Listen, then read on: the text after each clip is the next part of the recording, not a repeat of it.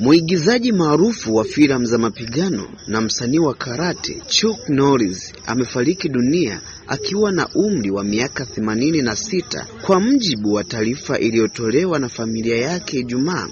Norris alifariki ghafla jana asubuhi akiwa amezungukwa na wapendwa wake. Familia ilieleza kuwa wakati wa kifo chake alikuwa katika hali ya amani.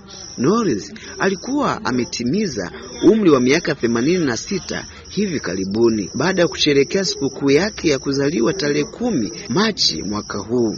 Alipata umaarufu mkubwa katika miaka ya 1980 kupitia filamu za mapigano kama Air Force of One na nyingine nyingi.